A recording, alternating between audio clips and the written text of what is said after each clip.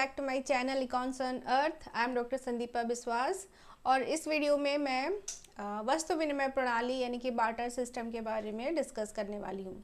ठीक है, तो फ्रेंड्स, स्टूडेंट्स, एक ऐसा समय था जब मुद्रा का आविष्कार नहीं हुआ था। ठीक है, अभी आप में से कई लोगों के लिए शायद ये बात नहीं हो, लेकिन एक समय था जब वास्तव में मुद्रा का प्रयोग नहीं था, कोई भी नहीं जानता था कि मुद्रा क्या चीज़ होती है। ठीक है, तो ऐसे समय में जब किसी व्यक्ति को किसी वस्तु की ज़रूरत होती थी जो उसके पास नहीं है, वो उसे कैसे प्राप्त करता था? वो उसे प्राप्त करता था अपनी उस चीज़ को सामने वाले व्यक्ति को देकर जिसकी उसे आवश्यकता नहीं है, या फिर जो सामने वाले व्यक्ति के पास है उसकी उस वस्तु की आवश्यकता पहले वाले व्यक्ति को अधिक है। ठीक है, तो वस्तु विनिमय प्रणाली में वस्तुओं का एक्सचेंज होता है, वस्तुओं का विनिमय होता है, मुद्रा का इसमें कोई भी प्रयोग नहीं होता है। ठीक है, तो ये प्रणाली ऐसे समय में प्रचलित थी जब मुद्रा एग्जिस्टेंस में नहीं आई थी। ठीक है, इसका आविष्कार नहीं हुआ था। तो ये प्रणाली तो थी, लेकिन इसमें कुछ प्रॉब्लम्स थी। ठीक, जैसे कि सबसे पहला प्रॉब्लम है एग्जिस्टेंस ऑफ डबल कोइंसिडेंस। ठीक है, जैसे कि दो व्यक्ति हैं। ठीक है, एक व्यक्ति, ये जो पहला व्यक्ति है उसके पास एक गाय है। ठीक, और दूसरा जो व्यक्ति है उसके पास गेहूं है। पहले व्यक्ति को गेहूं की आवश्यकता है और वह अपनी गाय को देकर, जबकि गाय महंगी है, ठीक है, अपनी गाय को देकर उससे कुछ गेहूं या अनाज प्राप्त करना चाहता है। ठीक है, क्योंकि उसको ज़रूरत है गेहूं की। ठीक, तो ऐसी स्थिति में क्या ये ज़रूरी है कि जो दूसरा व्यक्ति है जिसके पास गेहूं है उसे भी गाय की ज़रूरत है? हो सकता है कि उसे उसकी गाय की ज़रूरत ही ना हो, या फिर हो सकता है कि उसके पास ऑलरेडी गाय हो, उसे कुछ और की ज़रूरत हो सकता है भैंस की ज़रूरत हो। तो डबल कोइंसिडेंस का होना बहुत ज़रूरी है, अदरवाइज़ अन्यथा विनिमय नहीं हो पाएगा।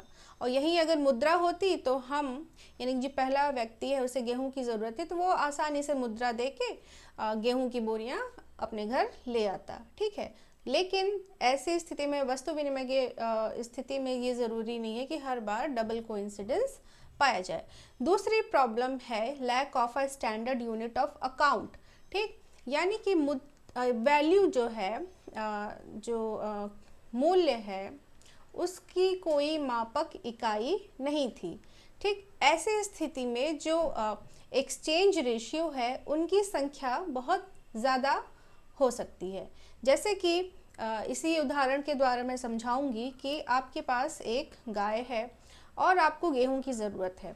हो सकता है सामने वाला जो व्यक्ति है आपसे गाय लेने के लिए राज़ी हो जाता है, उसे भी ज़रूरत है गाय की, लेकिन उसके पास सिर्फ 2 या 3 ही बोरियां गेहूं उपलब्ध है और आपको उसकी ज़रूरत है। तो ऐसी स्थिति में आपने उस व्यक्ति से 2-3 बोरी के बदले में अपनी गाय को उसे दे दिया। ठीक, दूसरी स्थिति ऐसी हो सकती है कि सामने वाला जो व्यक्ति है उसके पास 4-5 बोरी है। अब गाय की तो कीमत बहुत ज़्यादा है, लेकिन आपको बोरियों या गेहूं की ज़रूरत है, इस वजह से आप विनिमय करना चाहते हैं। तो जहां पर अगर जिस व्यक्ति के पास गेहूं की ज़्यादा क्वांटिटी है तो वो आपके गाय के बदले अपनी 4-5 बोरियां भी हो सकता है दे दे जिसके पास है। हो सकता है कोई ऐसा भी हो जिसके पास 10 बोरियां हो तो वो भी दे दे।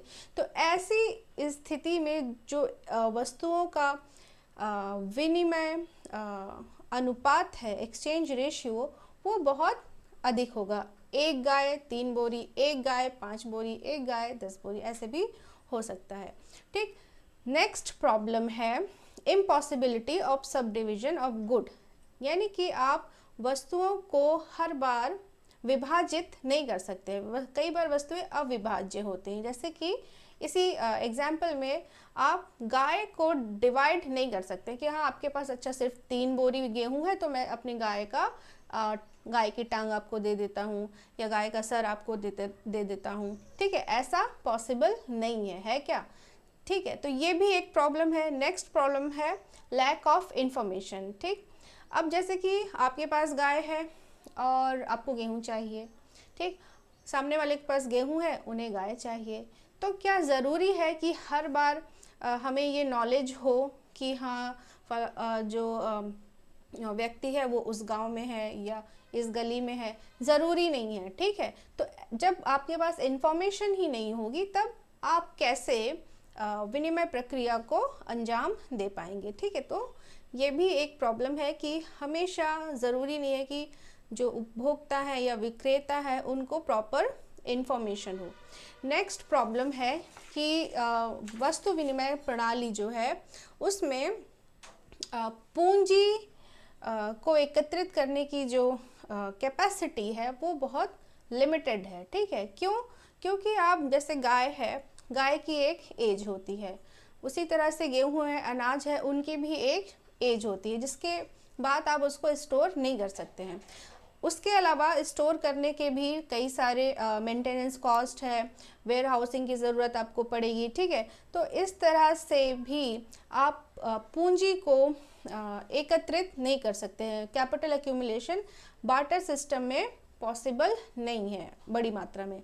और जब कैपिटल एक्यूमुलेशन नहीं होगा तो लार्ज स्केल के प्रोडक्शन प्रोसेस भी कंडक्ट नहीं हो पाएंगे। बड़े स्तर की जो उत्पादन प्रक्रिया है वो भी वस्तु विनिमय प्रणाली के अंतर्गत संभव नहीं हो पाएंगे, ठीक है। इतने बड़े बड़े जो इंफ्रास्ट्रक्चर डेवलपमेंट हुए हैं उसको बार्टर सिस्टम से नहीं किया जा सकता था, ठीक। तो ये है आपका बार्टर सिस्टम, वस्तु विनिमय प्रणाली और इसकी जो मेन प्रॉब्लम्स हैं, ठीक।